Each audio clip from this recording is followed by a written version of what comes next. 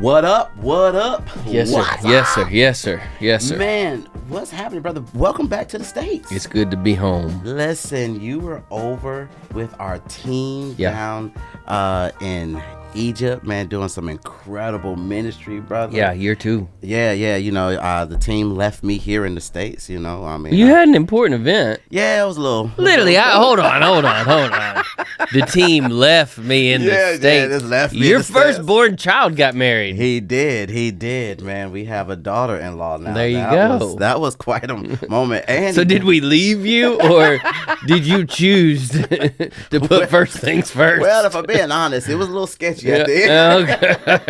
There was a moment I wish I was in Egypt. Do I go to Egypt or go to the wedding? No, seriously. But no, it was a great weekend and an incredible week of ministry. I'll talk about my part. So on this past Sunday, my son gets licensed into the ministry. Big moment. Super proud of him. And if people don't know what licensed is, yes, it can take different forms in different Yeah, in good different point. churches. There is a little bit of autonomy in the process of licensing, but a licensing is really a moment. It's a lost tradition in a lot of churches. It is. I was licensed. You were I'm licensed, but it's where the pastor chooses, but it's a group of people, either privately or publicly, who charge and then bless through the laying on of hands the future minister to be a minister. And, that's what all licensing has in common. Now, some of them are really strict, some of them are a little looser, some of them are a little more ceremonial, some of them are a little more,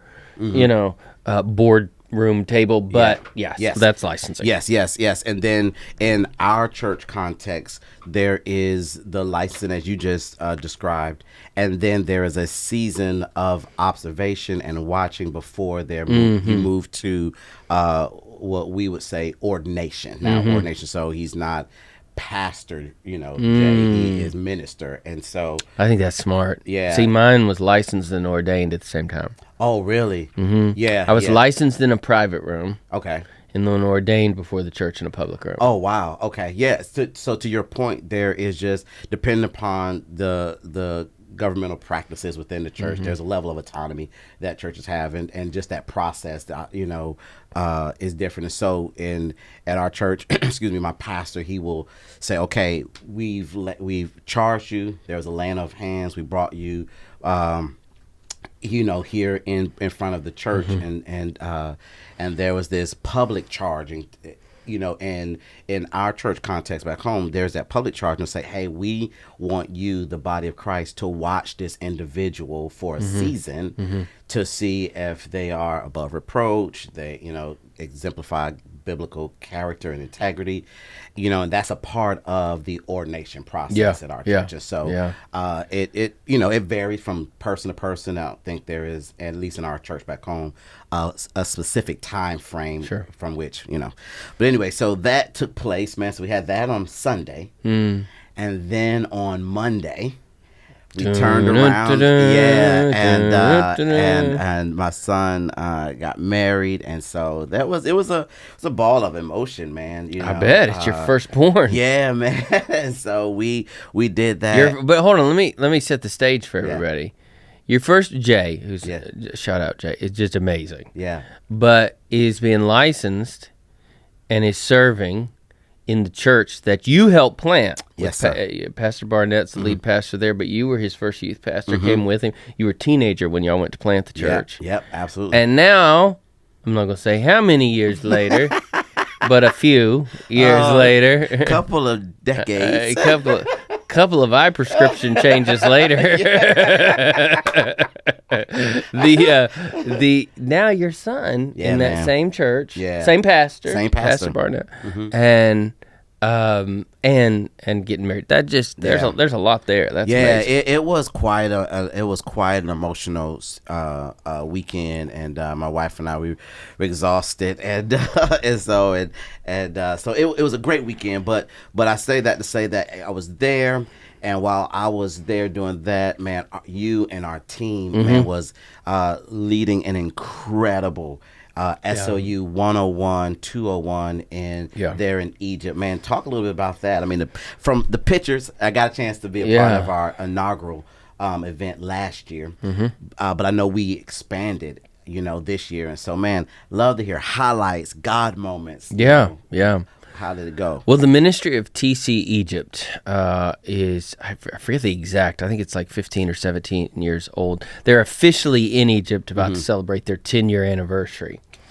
And it's an amazing ministry. It's an amazing organization. It's this combination of our friend here in the States, a gentleman by the name of Alex Amaya, with a gentleman named Tony in Egypt. Yeah. And it's just a beautiful kingdom-minded partnership. Phenomenal. But now there's lots of us that we're one of them. But there's lots of us that have been able to be to be grafted into their orbit, if you will. And so it's this beautiful ministry that is so intentional, but has its hands in so many different things. But one of those things is caring about the next generation. So a few years ago, a friend of mine, Jordan Easley, a couple other friends of mine, John Mark Harrison and Brian Mills, we went over and we preached at a pastor's conference. Okay. Loved it. Yeah. I mean, I was blown away. I was literally brought in the back door, so I didn't know what I was walking into. Honestly, between you and me, I thought I was going to be walking into a room with about 100 people. Yeah. I walked into a room of 1,800 adults. It's crazy. And they were kind of that 25 to 35 age range. Yeah. And they were in the middle of a worship set by the time when we got there. And just to stand in that room and listen, man, I just thought to myself, Lord, I don't know what the answer. I mean, I don't know what the question is, but the answer is yes. And good, by the end of that night, several hours later, TC Egypt had extended an invitation for us to come and to do Student Leadership University. So good. 101 there. Yep. So we went and we did SLU 101 last year. Yep. Far exceeded our expectations. Absolutely. They packed it out. Yeah. They said, hey, we want to be the hub, if you will, for the SLU 101, 201, 301, and 401 journey in the Middle East. And so this year we came back and we did 2 experiences. We did SLU 101 again with a fresh group of students. SLU 201, and we had about 300 who attended last year that attended amazing, SLU man. 201 this year. So good. And when it was all said and done, there was still a 300-person wait list to get in. That's awesome, man. So right now, we're in the preparatory planning stages. When I say planning stages, right now it's a whiteboard. Right. But to do SLU 101 through 301 next year. But they're already excited. Tony and his team there are already just over the moon excited about, man, we're going to have our first graduating class from Student Leadership University in a couple of years. And they're already thinking through how can we memorialize, kind of celebrate that moment. Yeah. And so I would say just the entire thing feels like a really, really, really big door of opportunity. Yeah. I'll also say this, Jeff. I show up at programs and conferences, whether it's our own or, I'll preach, for a pastor friend of mine to be part of his sermon series or go and do this camp and there's a part of me that never goes and does it that goes in my brain that I may never get to do this again. Right. I already, in fact, I'm doing a camp. I probably already got 2 more camps on the calendar next year. Yeah. I'm preaching as part of somebody's series. 3 other pastors have already asked me to be part of their series. So there's never that this could be gone tomorrow. Right, exactly. Yeah. With Egypt, and it doesn't take much but to look at their recent history. Yeah, man. The whole thing, the whole script can flip in a moment, in a weekend. Yeah, man. And so probably for me, the biggest takeaway is this is all moments are sacred, but this is such a sacred moment. Yeah. Because, man, we may never get to do this again. Yeah, man. And if you think that, if you think there's forgive me for using a pop culture reference, but I love biopic movies. And so the biopic movie on Johnny Cash, which Joaquin Phoenix starred as Johnny Cash, and he was trying to get a record deal, and he was a nobody in the movie at this point. And he goes in, and the guy that's recording him is the same guy that, oversees Elvis. And so he's in the recording studio, and he said, "All right, play me what you got." And the guy goes, and Johnny Cash's band start playing gospel music in the slow, kind of twangy way in which they had heard it on the radio. And the guy goes, hold on, is that all you got? Right. And he ended up saying to Johnny Cash in the movie, and it was a real life conversation. It was, they probably did it differently in the movie, but he said, "Hey, listen, let's pretend that you're on the side. You just got hit by a car and you're dying on the side of the road, and you got one song left to sing. Go in the studio and sing that one for me." Yeah. And I like where you're going. It feels like when you're in Egypt, yes, because of their recent history and because of their long-term history. Yeah. But it feels like, and we should feel this way in the States. Yeah, absolutely. It should be felt this way about every ministry assignment. So Egypt taught me to be more present, because every time I get up to preach, I'm lying in the ditch and it could be my last one. Man. And so there is, you go, what's the big takeaway? That's the big takeaway for me. Yeah. Man, I mean, you think about geographically where we, the camp, you know, obviously is in between Alexandria and Cairo and everything. But the conference center is out in the middle of the desert. It is, right. I mean, smack dab. I mean, I think it's 2 hours one way down there, or so 2 hours to Cairo or whatever. You know, but when you think about that geographically in the midst of what's going on right now, you know, there in Israel with Gaza and everything. I mean, just to be able to be somewhat in the vicinity to be able to do ministry, you know, to the people in that region, man, just phenomenal, man. And so, man, kudos to our team, man, for doing just a phenomenal ministry job there. And it was amazing. We had a great team this year. Very proud of how everybody served. Very proud. You know, we did take a little extra time to be part of a couple other things on the back nine. We were they have what are called rescue houses, which is a house for addicts. Wow. They have not a house; they have a multiplicity of houses for addicts. It's their recovery houses, the rescue houses. Their recovery houses, excuse me, are one of the coolest things about that ministry. Yeah. In fact, most of their staff came through a recovery house. Yeah. And so that's cool. They have these recovery houses, so we were able to be part of a couple recovery house gatherings, visit a couple houses, and then we did a pastor's conference. Yeah. And it wasn't like a huge, it's like it's like 70, 100 people, but still, it's pastors from, I mean, that was a big deal to have that many pastors in the room. And Jeff, I mean, because the Sudanese refugee crisis is a big deal. It's a big thing there. You had Sudanese pastors there. You had younger pastors, older pastors. You had Coptic, Catholic, evangelical. Yeah. It was, you know, for a small room. Yeah. It was quite a mixture. Very of eclectic. Of pastors. So it was an amazing trip, buddy. Man, that's great, man.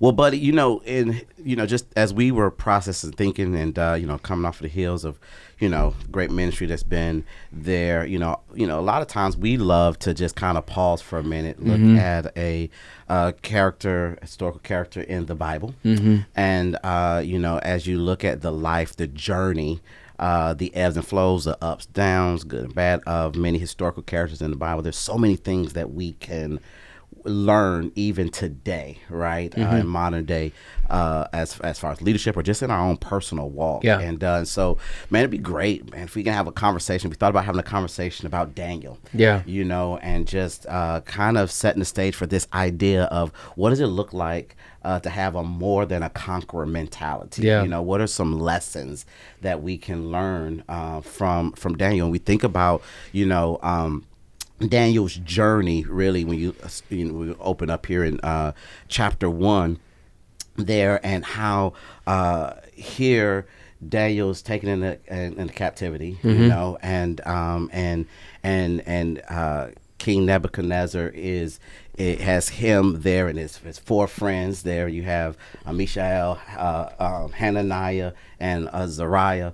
You know, Azariah, excuse me, and this chapter 1, we're introduced to Daniel, and we see the journey of Daniel's unrelenting commitment to be faithful to his God, to God, excuse me, and how he sets out this plan, if you will, to really kind of live his life from the inside out, you know, as he was supposed to be taking the king's food, and we'll talk about this a little bit more, but just kind of a little 30,000 foot overview of that. You know, here as many of these young men who were you know, very handsome in nature, you know, they were notable individuals coming from royal families, and you know, here they're spending 3 years of training, you know, and they were to be taught this Chaldean language, you know, and being trained, and they're supposed to eat the king's food, drink the king's wine, you know, and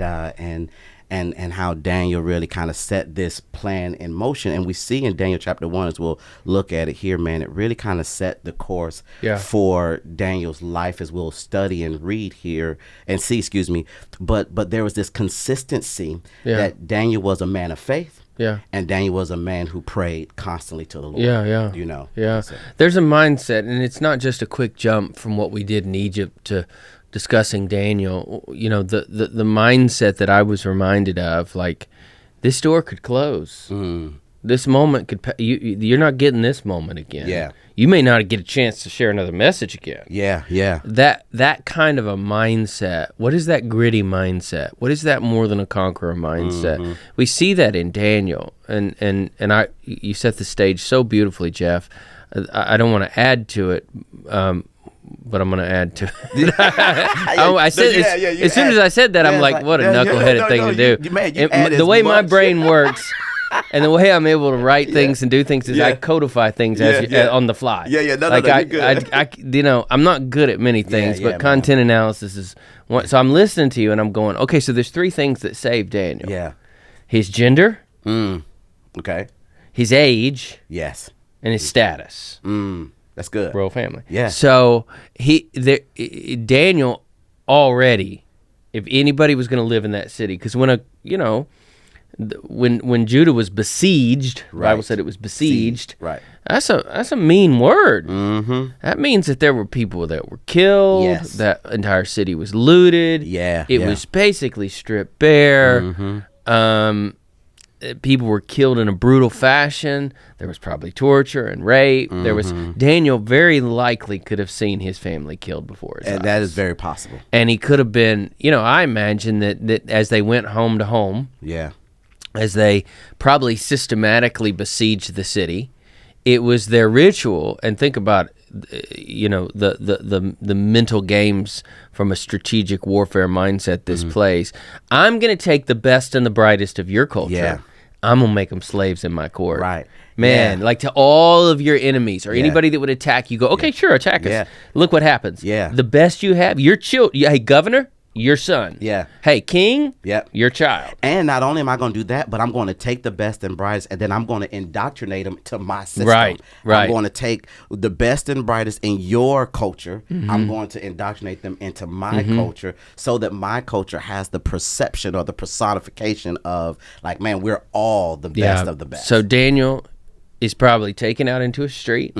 His hands are probably bound. Yeah. And as they went door to door, there are others that are probably lined up next to him. Yeah. He probably looks to the right and he looks to the left and he goes, well, there's some things we have in common here. Yeah. And then when there was no more doors left to be knocked down, he was marched hundreds of miles to Babylon, to this Chaldean culture, and he would never see home again. Yeah. I mean, he would, 4 or 5 rulers that Daniel would serve under? He would never come home again. No.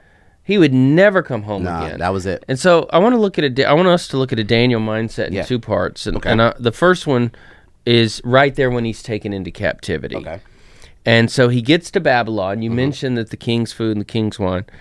And I'm going to read in Daniel 1:5. Okay. And the king assigned them daily provisions from the royal food and from the wine that he drank. And let's just pause for a moment. There's no malice here. I mean, there was malice in taking them, don't get me wrong. Right. But now that they're here, they want these people to thrive from another culture because it only makes them look good. Right. And so they're going to give them good food and good wine. Yeah. It's not like the wine was poisoned. Right. It's not like, oh my God, if we drink this wine, we may all die. No, they knew they were being given the finest food and because it came from the royal food, right? It came from the king. And they were to be trained for 3 years. And at the end of that time, they were to attend to the king. Now, actually, at the end of that time, we would see in 18 verses 21, Jeff, they would have to give a hearing to the king. Exactly. And that hearing was basically almost like a graduation service. Like, okay, you've been indoctrinated. Right. You've got new books to read, a new haircut, new clothes, new thoughts to think, all those new customs, new rituals, new gods to worship. And most importantly, a new name. Mm-hmm. Yeah. And we'll talk about that in just a moment. But a new name, and I'm going to make this point, and then I'm gonna shut up. But then so there's this process of, like you said, indoctrination. And so among them, verse 6 says, among them the Judaites were Daniel, Hananiah, Mishael, and Azariah. Okay, now those are Hebrew names, obviously. Yep. Verse 7, the chief eunuch, or the chief of the nobles, gave them new names. He gave the name Belshazzar to Daniel, Shadrach to Hananiah, Meshach to Mishael, and Abednego to Azariah. Now, here's the skinny. For they were young men. Yeah. There's a lot of debate over how young they were. Yeah. Let's say they were somewhere in their teenage years. Yeah. If you say they were 12 or 13, God bless you. If you say they were 18 or 19, God bless you. Right, they were a teenager. Right. And for the rest of their lives, let me just say this again. For the rest of their lives, whenever someone would call this Daniel, he was King Belshazzar. He was Belshazzar. Yeah. He never heard Daniel again. Yeah. Never heard Daniel again. But here's the deal. It's true in many ancient cultures and customs, not so much in ours, but particularly with the Hebrews. Your name meant something. Yeah. Your name, in the fact that it was a Hebrew name, spoke to your worldview. Yeah. So in other words, if you were trading with somebody from another culture and they heard your name, they could automatically know something about your belief system. Yes. You are monotheistic. Yeah. You believe that your God is the one true God. And there's so many conclusions about their worldview that they could make. They're stepping into anything but a monotheistic culture. When they get to Babylon, you can worship through wine, you can worship through sex, you can worship through nature, you can worship through, and you can worship 5 different things on one day. Yeah. And so they get there. So here's the thing. They go through 3 years of indoctrination. Yep. The most important thing about them is their name. Yep. Daniel's the one writing the book. Yep. And we get to the end of the 3 years, and here's what happens. Yeah. At the end of the time, and I'm reading from 1:19, at the end of the time that the king had said, at the end of the time that the king said that they should be presented to him, and the chief of the eunuch presented them to Nebuchadnezzar. Okay, so now you go for your big interview. Right. Graduation service. Yeah. The king interviewed them, and among all of them found none equal to Belshazzar. Yeah. No, it doesn't say that. No, that's to Daniel. To Daniel. Yeah. To Hananiah. Yeah. To Mishael. To Azariah. Now stop right. That's it. That's it. That's all you need to know. Yeah. Here's what Daniel is telling. Yeah. Now, did Daniel know we'd be reading his story thousands of years later? I don't know. Yeah. But to anyone who would read his story, for heaven's sake, if he was only doing it for himself. Right. Yeah. He wanted whoever would read the story to know they enslaved me. Yeah. They killed my family. They tortured my mind. Yeah. They took me to a new land. They told me I'm supposed to eat and to drink and to worship in a certain way. I had new clothes, new thoughts, new books, new teachers, new rituals, new customs, new traditions. But guess what? I'm on the other end of that 3 years. God is still my judge. I'm still Daniel, follower of the one true God. Yeah. It didn't work. And God is still my judge. That's the mindset. That's the mindset. So this is the Daniel mindset that we're trying to get our heads around. Yeah. That no matter the situation or the circumstance, that God is still my judge. I am still beloved by the Lord. I am the one who serves the true living God, who is my helper. The Lord is still my helper. You're right. They walk through their Sorry, I preached. No, that was good. I got excited. Hey, listen, I was about to jump through the microphone here. I'm sorry. No. I didn't mean to. But no, I think that's good on the other end, because I think that's such a great point that it did not say that among them the king interviewed them all, and among all of them, no one was found equal to Belshazzar. He doesn't say to Shadrach, Meshach, or Abednego. It's right there. Yeah. And I think that's such a good point, Brent, that no matter, especially in this polarized culture and society we live in, that we can never lose our true identity of what it means to be citizens of heaven. And to walk in that truth and that reality, and know that at the end of the day, we're not here to try to please the audience of many. We're not here to try to, to kind of indoctrinate ourselves to culture. Man, we're here to live to please the audience of one. Yeah, to put that in a one statement, to kind of codify, if you will, that in one statement. For Daniel, he was basically saying, Belshazzar does not become me. Yeah. Because Daniel has already determined me. Yeah. Oh, that's good. Like he is who he was before he got enslaved. Yeah. And when he got enslaved and had to serve before the king's court and went, the more he got squeezed, the more he lived out his identity. And I think that ideology and mindset is what we see all throughout this book. And you study the life of Daniel, that you will see that mentality of understanding who I am, his true identity. It drove his decision making. It drove his view of ethics. It never deterred his willingness to pray, towards Jerusalem 3 times a day. It never stopped him, or he never wavered in his faith, because he knew no matter what name culture puts on me, I know who I really am. Yeah.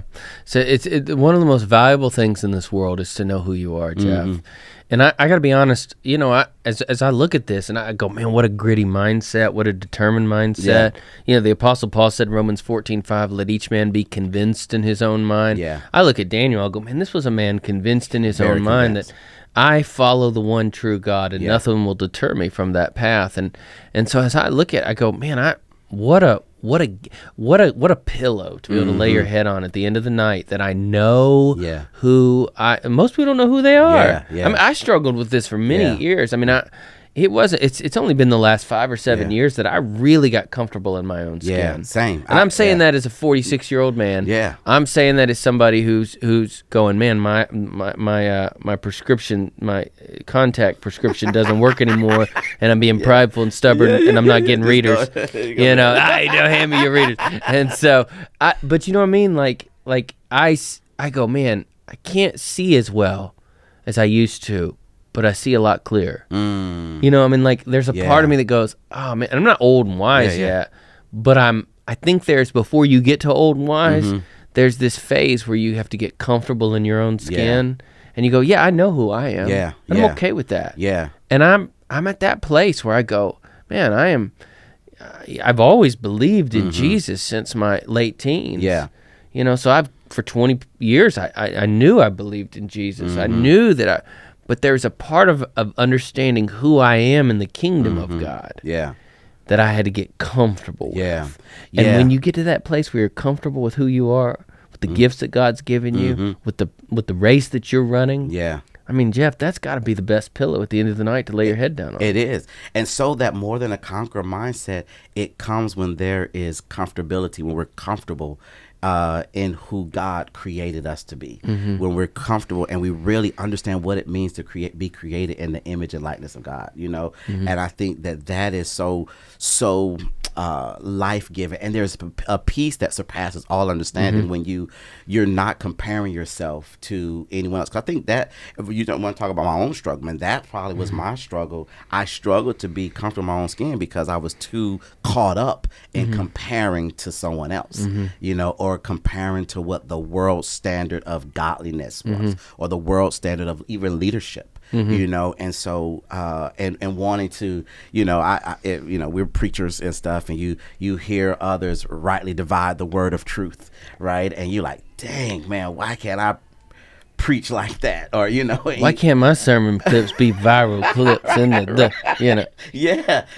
how silly are we? Why can't I alliterate? We're like so that, silly. And so, but yeah, to your point, man, I think is so. What we can learn from Daniel is this again unrelenting commitment to being comfortable in who we are through the lens of Scripture and the eyes of God. Yeah. So if we were to kind of give here as we land the plane, if we were to give kind of some handles on this, I think we could say about Daniel and this more than a conqueror mindset. This mindset that, hey, this moment matters. I'm going to be present. What if I'm lying on the ditch on the side of the road and I got one last message, one last song, one last sermon, one last thing to say? What would it be? And I think the first thing is that we've already mentioned is to be comfortable with who you are in Christ. Yeah. And the opposite of somebody who is more than a conqueror is somebody that's just trying to survive. And as we say a lot of times around this shop, self-preservation never changed the world. So survival, if survival is your goal, then self will be your downfall. Yeah. And so survival is never. But those who try to survive, they're just some observations as we look at this. There's a lot of activity that is surrounding this 3 years. Yeah. So I go, man, those who are just trying to survive are just going to get caught up in the flow of busyness. Yeah. But those who are more than a conqueror are focused. Yeah. Those who try to survive are, by the very nature of survival, self-centered. Yeah. And those who are more than a conqueror mindset are servant-minded. Yeah. Like Daniel's going to spend the rest of his life good. Serving before the rulers. Yeah, that's good, man. Somebody who's just a survivor has a narrow vision. If survival is your goal, all you see is your next meal. Yeah. All you see is don't kill me before the sun goes down. All you see is don't take this from me. Yeah. But somebody who's more than a conqueror goes, I can see past today. Yeah, I don't know exactly how this story ends, but I know how this story ends. Yeah. Man, that's so good. And then somebody I wrote finally who is a survivor, they're trying to rely on their own strength to sustain them. Yeah. But a more than a conqueror mindset is fueled by divine strength. Yeah. And so, man, just to put a plug right there, that's so good, man. To put a pin right there, I should say, having a more than a conqueror mentality is that we're not living to survive. No. But we're living to thrive in him. Like, in him and knowing who we are as citizens of heaven, man. And so we're not called to survive. We're called to thrive, man. And so focused, servant-minded, big picture, strength in Christ. Man, that's good, man. Woo. I love that, brother. That's some good stuff. And I wrote this little sentence, man, at the end. This is a little I was thinking, man, what is a phrase or, just a thought as I look at Daniel chapter 1. And I wrote this, we live in a fallen world and we're called to be good citizens in it. Often, though, being good citizen requires rejecting the world's way of doing things and honoring God instead. What we need today are godly people who will offer society divine alternatives. Daniel did more than just refuse the king's food. He offered the chief eunuch another option in the matter, God's kingdom alternative. For Daniel and his friends, even though they were living in an earthly kingdom, their allegiance was to a heavenly king. And well said. So I think that to me is what I took from that. And so, man, great conversation. And so we're going to put a pin right here, ladies and gentlemen. Part 2 next week. And so, as always, continue. You can follow our organization at slulead.com, for all kinds of updates and opportunities to get connected. We don't say this enough, I don't think, in the podcast.